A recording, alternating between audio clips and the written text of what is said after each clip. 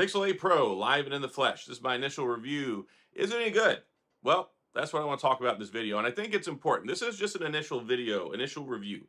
I've had this for, well, a little while. I've got it since 7 o'clock this morning. I did the unboxing video. Y'all can, of course, watch that. But I wanted to get this out because this is an important day. It's the last day you can pre-order this phone. So I'm glad that I got it today so I can talk about it while, if you've been on the fence, if you're interested about it, you can still pre-order it. I've got links in the description for that. So I recommend, if you're going to pre-order it, go to Best Buy because they have better trade-in values and you get, of course, the same freebie stuff. So you get, if you pre-order the Pixel 8 Pro, you get the Pixel Watch 2. That's pretty cool. If you pre-order the Pixel 8, then you get the Pixel Buds Pro. And also you get better trade-in value. So yeah, that's kind of the best thing. So if you're interested, like I said, links in the description. Definitely want to do that today because those go away after midnight. So looking at the phone, a couple things have changed. So it's got a flat screen now, and a lot of people are happy about that. I kind of like the curved edge stuff, but yep, it is a flat screen. So basically, it's kind of neat. It's a flagship Android phone with a flat screen. It's the lightest of the big flagship phones. It weighs about 213 grams. It puts it about, I think, like 20, 30 grams lighter than the S23 Ultra, and it feels pretty light. This is a very light and balanced phone.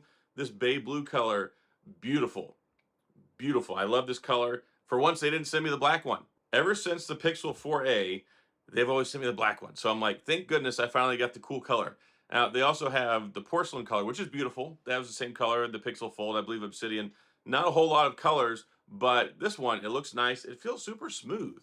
This is probably the best feeling Pixel phone that I've ever held in my hand. Of course, it's got the chrome looking aluminum rails.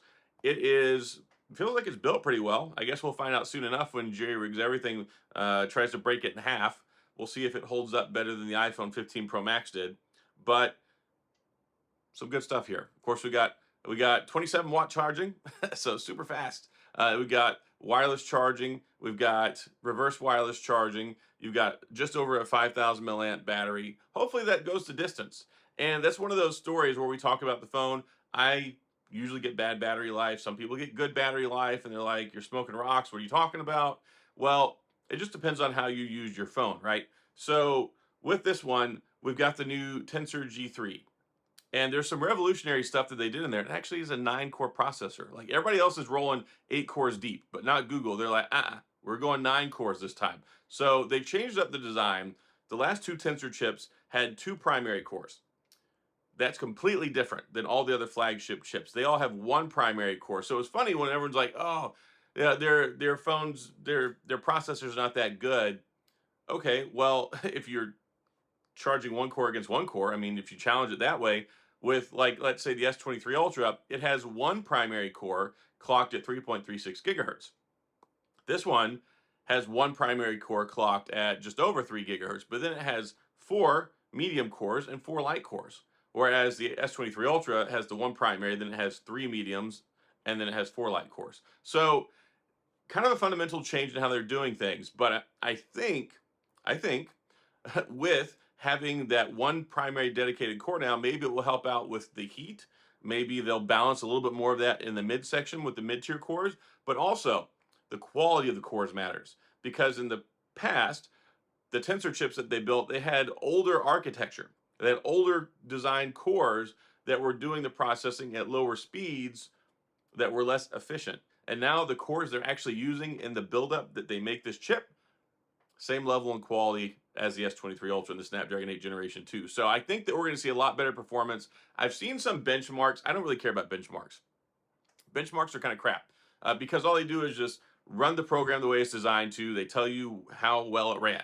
And it tests the stuff on the phone, of course, but it's not really something that in practicality makes a lot of sense when one of the biggest enhancements now is all the AI stuff. And of course, this phone has a dedicated tensor processing unit. So it has the 9-core processor.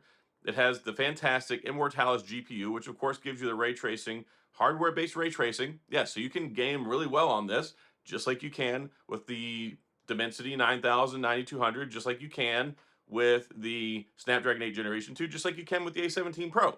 They're all kind of on the same level when it comes to gaming. Don't let Apple fool you. They didn't invent any of that stuff. They were actually third to the ball game. So, yeah, you can do a lot more stuff with this. And then the dedicated tensor processing unit, which is clocked at like 1.1 gigahertz or something like that. It has a dedicated chip in here for basically machine language and AI stuff, for all the algorithms and all that stuff. So not only does it have the crazy powerful GPU, it has the better than ever processor, it also has the dedicated tensor chip. So that's what allows it to do a lot of the stuff on here. That's what you can do with the cool video editing features now. You can like swap faces with people. That's what you can do with the Magic Eraser. That's what you can do with the voice to text. That's what you can do with the Smart Assistant. That's what you, all these things it does right on the phone. And that's not something we've been able to say in the past with other phones, because I remember days gone by, and that's one of the things they just added to the Apple Watch Ultra 2. Really, the only change is they updated the processor to where now it can basically process the voice commands on the phone. It doesn't require the internet to send it off and have Apple process it off site. So Google's been doing all that stuff, and they're basically like 2 years ahead of everybody else. So don't let the standard benchmarks fool you. The biggest test for this phone will be the battery life, it's going to be heat management, and it's going to be standby time and the modem, things like that. And I think that they updated the modem. So it's the, from what I was reading, it looks like it's the Exynos 5300, which I believe previously it was like the 5137 or something like that. It's a slight upgrade, but what we have is really going to have to test it. We're going to have to see how good it is, but it's supposedly better. Of course, it's built on the 4 nanometer architecture now. This is not a 5 nanometer chip anymore. The previous modem was a 7 nanometer. So things have kind of changed up a little bit in the landscape there, but ultimately the numbers don't matter. What really is going to concern people is the fact that it's an Exynos modem by Samsung, and we haven't had a good experience the last 2 years. So that's one of those things where we're going to have to test it out and see how it is. I've had pretty good experiences with the modem. Hasn't really been a problem for me, but I understand a lot of folks have had issues in the past with it. And of course, the signal strength, I don't think anybody can really dispute, has not been that great. So that's one thing we're going to have to look out for. But I think the processor, I think it's going to be better. And I think it's probably going to manage things better. Of course, we got Android 14. There were a lot of things that had to be fixed from Android 12 and Android 13. They were fiddling around with the operating system for the last 2 years, trying to chase down and figure out the system idle process, all the stuff that was running in the background, burning up battery, and the heat management. The phone would get hot just doing silly, easy stuff. I've had problems with that I've noted quite a bit with my Pixel Fold. So that's the big thing that we need to look out for. That's something you're not going to find out in the first week or two of this phone. So if you want to pre-order it, I would say go ahead and pre-order it, take advantage of the deals that they have, and if it has issues in the first week or two, then of course return it. That's a pretty easy way to go about it. I think there's enough promise here. I think there's enough changes that merit giving the phone a chance. I'm a big Pixel fan. I think they've done a lot of good things. I think they've done some things that, of course, I've criticized, and I hope that they've been working on. And it seems like they have. Android 14 basically seems like Android 12.5.2. So I thought Android 13 was basically just a rushed out fixed version of Android 12. And it seems like they didn't completely fix everything, but it was mostly pretty stable. So I think Android 14 is basically the next step. And hopefully we can move beyond what we had with those issues. I'm excited about the hardware, 12 gigabytes of RAM. That's great. It starts off, it is kind of annoying. It only has 128 gigabytes of storage. Like in the year 2023, almost 2024, paying $1,000 for a phone, I feel like we should have 256. But of course, I mean, you can't bat an eyelash at them too hard, because Apple is still giving you 128 with their $999 iPhone 15 Pro. But I think both of them are in the wrong, right? So I think we should have 256 storage, especially since it doesn't have expandable SD card slots, right? So that's something to be on the lookout for. If you need more storage, get more storage. The cameras, it's still the same camera as last year and the year before that. I thought we were going to get a new one. One of the biggest rumors on the street was we were going to get a new camera, the GN2 or whatever in the world it was. That rumor didn't come true. But we do have the new telephoto. There's a 48 megapixel ultra wide. It's got the macro capability. You've still got the same primary 50 megapixel camera. It's got the same selfie on it. But with the computational photography updates and the things they've done to basically the chip itself, the Tensor G3, that by itself is going to give you better quality photos than last year, if nothing else, just from the extra pipelines and the things that they do to process and post-process the images and the video and stuff. There's a Pro mode now, but it's only available on the Pro, so you can go hands-on and actually control the scene and not just rely on the automatic stuff. All the automatic stuff is still there. The haptic feedback is really nice. Like, it's really, really nice, especially coming over from the iPhone, which has trash haptics. So yeah, it's been really nice typing on here, really enjoying the haptic feedback. I think the design is nice. I think it stands out. I really like the visor look. I call it the RoboCop. That's what it looks like to me. A lot of other people have different names, the visor, the Geordie LaForge, whatever. There's a lot of different names for it. But the thing is, I think that this is the best one that they've made yet. And I think the proof will be in the pudding. And it'll be interesting to see if this has any problems, because right now the iPhone 15 Pro and Pro Max have been the problem child of this year, which is the complete opposite of most years, because usually it's an Android phone and the scapegoat has been the Pixel the last few years. So 7 years of operating system updates, 7 years of security patches, still industry leading camera, still the best point shoot you can get in the game. Here, I mean, you got some samples here you get to see. I stopped and I took a couple of photos after it rained today, and I'm impressed. I think it takes great photos. The Pixel, I think, has been at the top of everybody's list for a long time. I think the design language, especially with this color, is beautiful, and I think that it's well balanced, and I think that it's probably going to be a pretty good phone. So that's pretty much all I got in my initial review here. Just had it, like I said, I've had it for less than 12 hours. I got it at 7 o'clock this morning, and I've been enjoying it. It's refreshing. I love my Pixel Fold using that.